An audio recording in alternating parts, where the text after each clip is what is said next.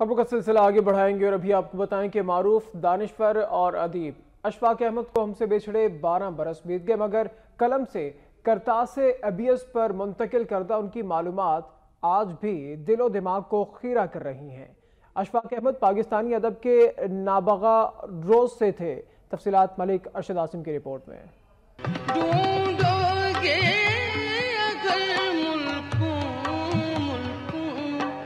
मिलने के नहीं नायाब ताबीर है जिसकी हसरत हम ऐ हम नफसो हो ख्वाब हम ढूंढोगे अगर मुल्कों। उर्दू के मरूफ अफसाना, ड्रामा और नसर नगार अशफाक अहमद 22 अगस्त 1925 को होशियारपुर भारत में पैदा हुए। अशफाक अहमद का शुमार उन अदबा में होता है जो क़याम पाकिस्तान के फौरन बाद अदबी उफुक पर नुमाया हुए। उर्दू अदब में कहानी लिखने के फन पर अशफाक अहमद को जितना अबूर था वो कम लोगों के हिस्से में आया।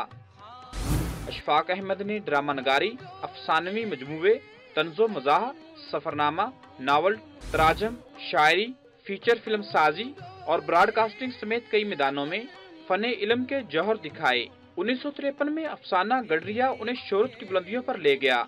एक मोहब्बत, 100 ड्रामे और तोता कहानी उनकी नुमाया तसनीफ हैं।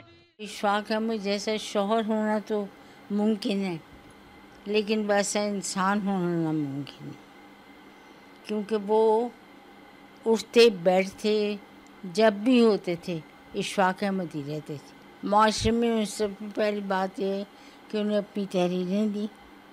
फिर उन्होंने सबसे बड़ी बात है कि कितना बड़े प्रोग्राम दिए टेलीविज़न के और रेडियो के। ऐसे प्रोग्राम कोई बंदा भी तक नहीं कर सके। और फिर उन्होंने अपनी शख्सियत दी, ज़ाविये दिए, क्या कुछ नहीं दिया अशफाक अहमद ने। मेरा ख्याल है कि कोई आदमी नहीं ऐसा पैदा हुआ पाकिस्तान में जो इतना सैर करके जाए अपने माशरे को। अशफाक अहमद ने लाहौर से एमए उर्दू करने के अलावा इटली, फ्रांस और न्यूयॉर्क की यूनिवर्सिटियों से भी आला तालीम हासिल की।